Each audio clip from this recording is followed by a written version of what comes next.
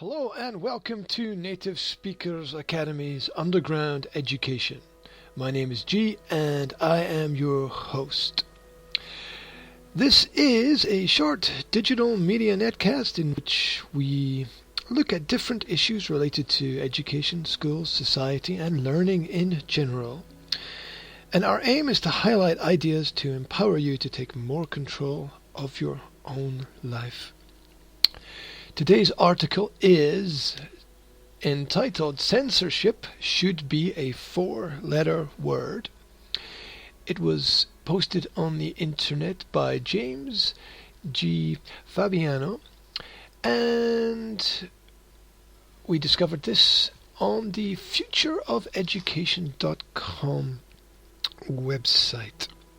As usual, all the sources used in this short presentation will be posted as links in the description. So, here we go. Censorship should be a four-letter word. Webster defined censorship as to examine in order to take out things thought to be objectionable. The person or people that do this are called censors.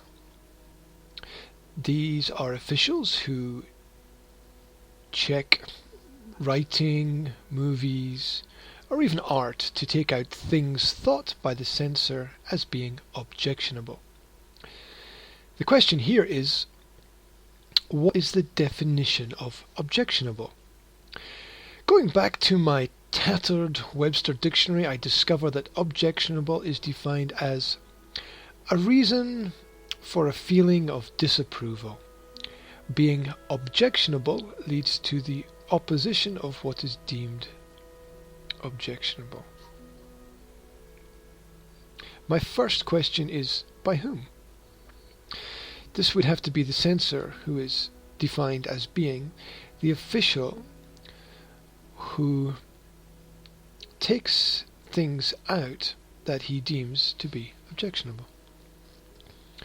Most people dislike the concept of censorship, but it is an integral part of our society.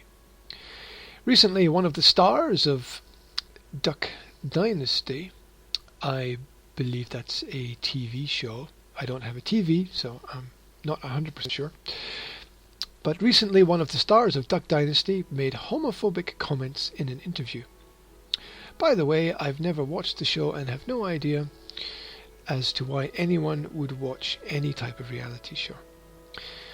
Soon after, the patriarch of the family that makes Duck was suspended. His comments were not surprising, because his image is one of a far-right conservative with a Baptist base. The question shouldn't be what the comment was, but did he have a right to express his views? Should he have been censored and ultimately censored from his show? I don't agree with what he said, but why should other people demand he stop discussing his beliefs? If it offends, then the people it upsets should simply stop listening. The written word is something else that should never be censored. There have been times in our history when nationalism overwhelmed patriotism by not allowing anyone to disagree with our national policies. These times then evolved into a time in our history when conservative groups were undermining our First Amendment rights. Attitudes change with times.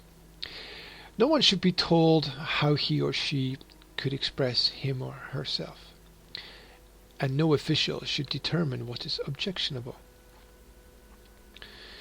Recently, I was part of a poetry slam at the University of New Hampshire. This was a group of talented poets who competed in front of young men and women to see whose prose was the most pertinent and enjoyable. The audience was asked to judge each poet on a 0 to 10 scale. Simon Bobin, who is a nationally recognized slam master, explained that the most successful poet would be the one who was both loved and hated by the audience. In other words, the poet would receive both a perfect 10 and a not so perfect 0 as scores. After the presentation, there were some complaints that the poets went a bit too far. How can an expression of art go too far? If art is censored, how can it still be considered art? Music is an art. Music is an art form I rarely understand. Everyone has their likes and dislikes. Personally, I enjoy the genre popular opera sung by Andrea Botticelli or Sarah Brightman. Since I can remember, there have been groups of censors demanding anything they found objectionable should be censored, from Elvis Presley's swinging hips to the Beatles' shaggy haircuts. Lyrics have been banned for using certain words, and the artists who developed their own styles were said to be undermining the youth of the nation. The best way to censor music would be to simply not listen to it. The newest censorship has to do with education. The program entitled Common Core Standards tells the schools and the teachers what to teach. Of course, the program states it does not do this, but the schools will be judged by how well their students do on standardized tests that are based on what the officials advised the teachers to teach. This is censorship with a bite, but most censorship is. Webster defines censorship as to examine in order to take out things thought to be objectionable. The person or people that do this are called censors. They are officials who check writing, movies, or even art, which we covered in the first paragraph, I think. If anything is going to be allowed to destroy our nation and society, it will have nothing to do with art or any of its forms, but it will have everything to do with censorship and those proud to call themselves censors. And that is from Jim Fabiano, who is a teacher and writer living in York, Maine. So, thank you for your attention. If you like, then you can support this writer by checking out his website. You can check this article at thefutureofeducation.com, and maybe if you like it, you can share it with some other people and spread the good word. Anyway, thank you for your attention. I'd like to remind you, Native Speakers Academy is a small independent centre for educational theory and research, and you can support us by visiting our websites nsa-slovakia.com and nsa-education.com. We are also all over the internet on Facebook, YouTube, Pinterest, Google+, and in lots of other places. I hope to talk to you again soon. So until then, stay safe, have a good day, I hope this gave you something to think about, and bye for now.